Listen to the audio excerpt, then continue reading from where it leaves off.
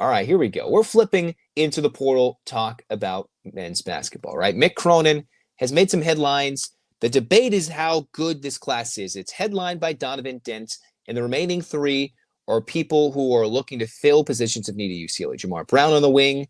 You mix in Steven Jamerson, Xavier Booker in the post. What can the Bruins go get? There's still a spot or two available. Another player or two could head into the portal. Who knows what it looks like for Mick Cronin?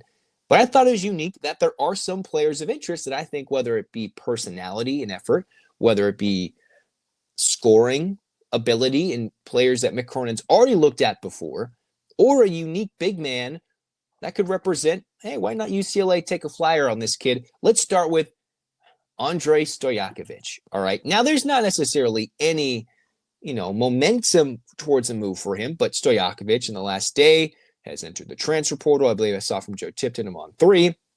He is heading to the transfer portal after going to Stanford, after going to Cal. These are Stojakovic's numbers in the last couple of seasons in college at Stanford and Cal. All right. So in his freshman year as a Pac-12 player at Stanford, he played 32 games, started 10 games for the Cardinal, averaged just under 8 points per game, 3 rebounds, an assist, and was a decent defender.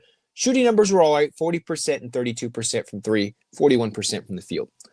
Then at Cal, started nearly every game, played in 29 of them, turned into an 18-point-per-game scorer. His shots increased, his shooting percentage increased, his three-point numbers were okay. He made a little bit more, took an extra attempt per game, but 32% is all right. His free throw shooting improved as he got to the line more, led to more scoring. Assist numbers went up, passing went up, defensive numbers went way up. And he became an all-around super option for the Cal Golden Bears during ACC play. Okay, so he goes from Pac-12 freshman, trying to figure out what the Stanford era is like, moves to their rival in Cal, and now if he wants to stick on the West Coast, if this is something, the son of Peja Stojakovic, a guy who you hope the three-point numbers could increase, could improve, that UCLA goes after, right? And where does UCLA need? They need a 6'6", 6'7" wing, all right? They got a veteran option in Jamar Brown. Now, the naysayers will question his journey from JUCO to the Summit League to the Big Ten, but as a super senior, as a veteran college basketball player, I'd lean on the veteran savvy that Brown brings to the table with his scoring. But Stojakovic, still with another year of eligibility, technically, although every year you're going to play this transfer portal, NBA draft, balance. Why not go after him? Now, there's the idea that he could go elsewhere. Maybe he's tired of the West Coast. I was looking at the chat from Sleepers Media, talking about him, and they talked to, okay, maybe there's some potential he goes to Duke. Maybe he goes to an interesting fit like Illinois. All right, those were thoughts and rumors brought up by Sleepers Media that, hey, Illinois, a team that likes to shoot the ball from 3, he would fit exactly what Illinois wants. Go, boom, shoot threes, bam, bam, bam, and that would fit their offense up-tempo and have a lot of fun with some flair with it. And Stojakovic could move away from home, move away from the West Coast. But it seemed like when UCLA missed out on Nick Hamina, you have the likes of Stojakovic in the greater scape of California in your backyard, right, on the West Coast. You're missing on these wing players. And the Bruins, while going after these guys in the portal, would love to have another one. The development of Trent Perry will be important, but you bring in Stojakovic, that would represent an immediate upgrade and an immediate presence on the wing, adding to the depth of this roster. I know it'll be fun for Mick Cronin to have some potential to play 6, 7, 8 guys rather than 9, 10 to 11. And Stojakovic has the numbers, right? This wouldn't be a Dominic Harris situation where he would come in and most likely just not play at all. This is a guy who could come in and make things happen. Now, the question is, with Cronin already securing the commitment of Jamar Brown, with UCLA wanting to hopefully develop Trent Perry, get him more minutes. If you're moving Daly Jr. to the 3, playing Bilodeau at the 4, and going with Booker at the 5, then maybe there's not a spot for this kid. But you have to absolutely make the call. He did enter the portal, though, with a do not contact tag, which means he's got his eyes on places. Now, if that changes, if UCLA can somehow swing their way in and say, hey, we're still interested. We've been interested. Last offseason, it was between Cal, Kentucky, and another place or two. And not even Kentucky could sway Stojakovic away from the West Coast, away from him going to his bitter rival in the Bay Area, going to Cal. a unique spot for him to stay. But now he moves away from Pac-12 ACC play and might go to the Big Ten or to an ACC rival like a Duke, or in UCLA's case, Big Ten rival, maybe Illinois.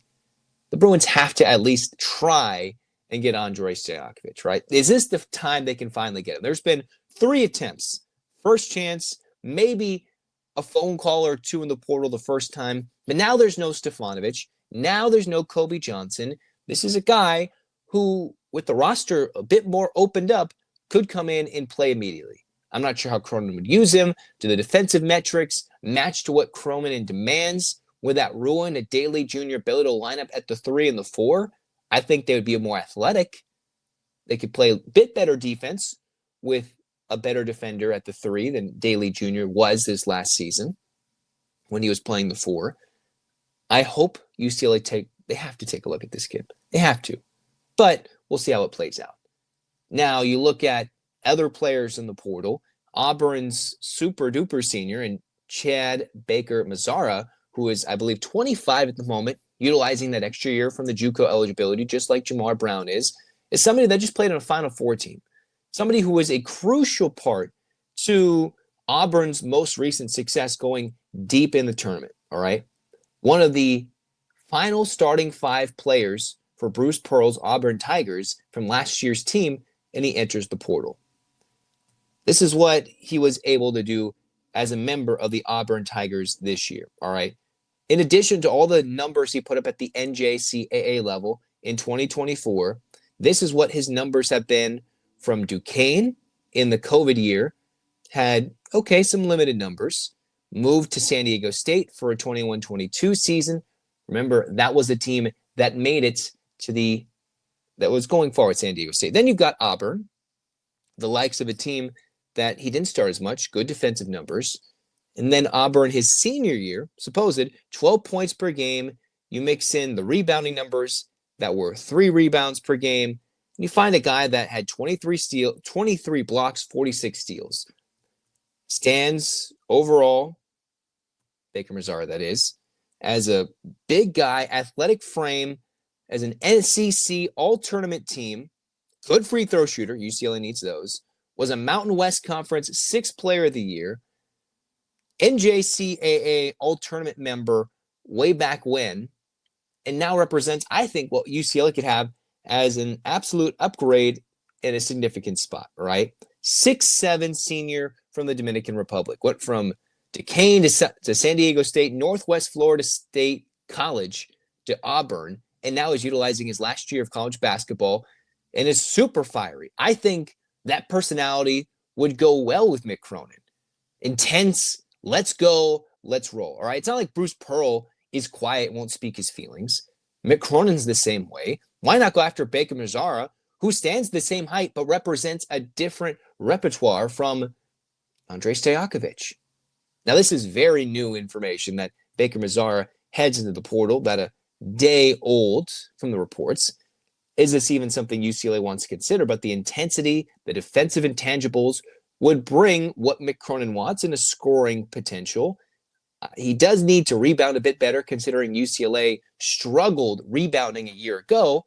But I'd like Baker-Mazara to come to UCLA and showcase that firecracker personality. Now, reading from what happened last couple of seasons, there were moments when he's been ejected from games when the emotions get too tight, right? Late season flagrant 2 ejections. But the kid plays defense, he can score, and I think would fit that Mick Cronin personality. Even Eric Daly Jr., I think in quotes from an LA Times article written by Ben Bolch, talked about, I like to be coached tough. Get on me. And if you're coming from Bruce Pearl, the SEC, you know the toughness is there. A team that made it deep in the tournament, if he wants to go somewhere else, hey, let's come to the West Coast, come to UCLA, and give them that 12th banner. All right, that would be a fun spot. So 2 guys, 6'7", scoring, West Coast, Stojakovic, who might be looking to go away from the West Coast, Baker-Mazara, maybe wants to go west. All right, no rumors necessarily either way. They represent different abilities, different potential, but why not take a flyer on one, if not both? The Bruins have already done that before on Stojakovic. Baker-Mazara would represent something different. Now, who is this 7-footer UCLA should go after? Let's take a look at someone who just very recently decommitted from ASU.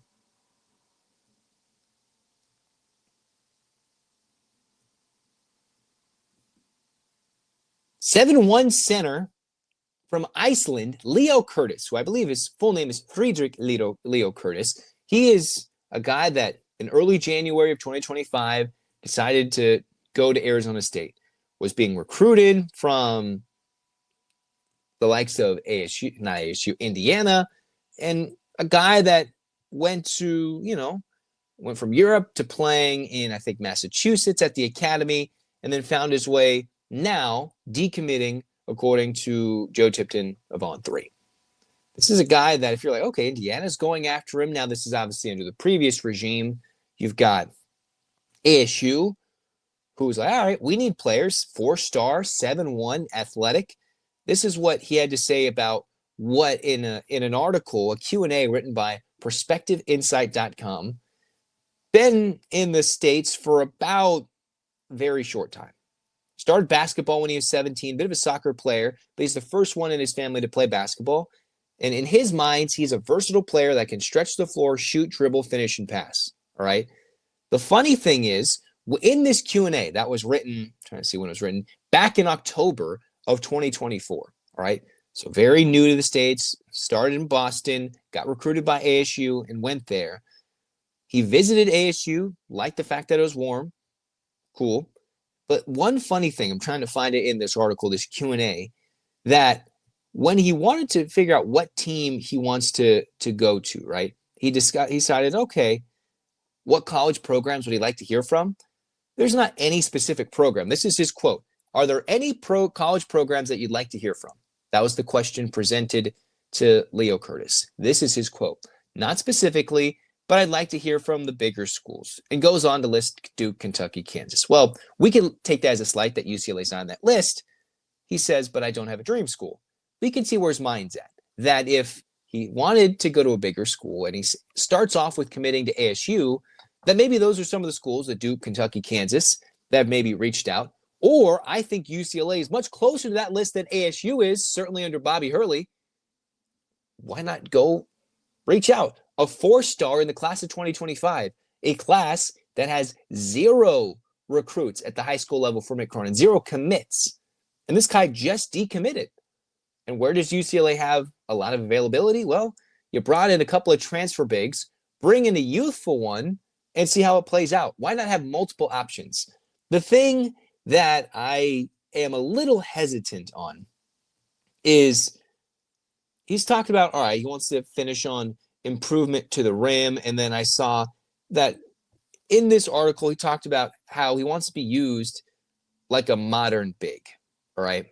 I saw that I want to be used like a modern big. If anything tells that Mick Cronin's playing the way he uses his playing time, the way he sets out with Andrej Mara as he had the last 2 seasons before Mara committed to Michigan, Mick Cronin does not use modern philosophy of the big man. Does not have a big man that can shoot the stretch 3. He doesn't even use the big man in modern college basketball, which is still back to the basket dominance in some cases. Zach Edey was very dominant winning the Wooden Award the last couple of years.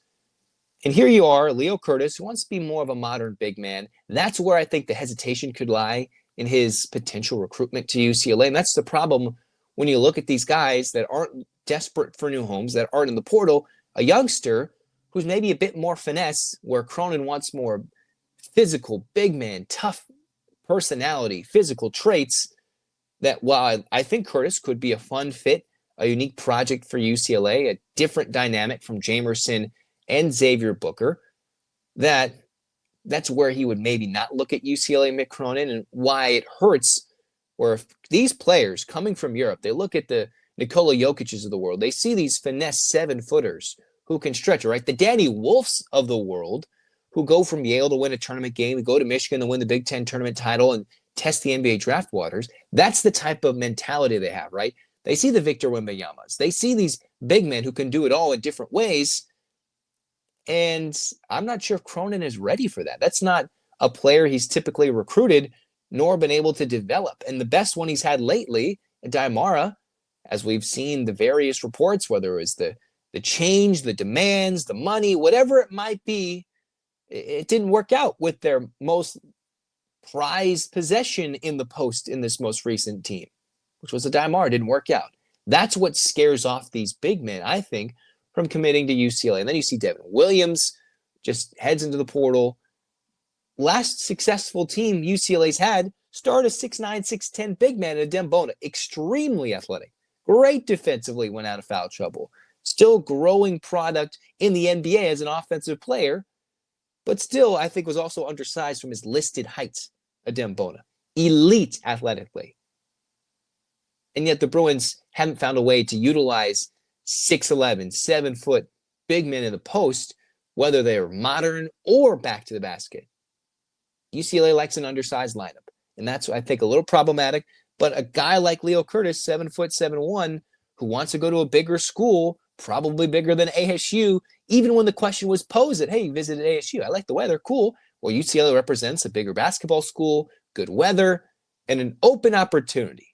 It's just the hesitancy for most big men. Is Mick Cronin the place you want to go, or would you rather get stashed on the roster like Michigan, where they'll get multiple big men and utilize you, right? Like Lendenberg,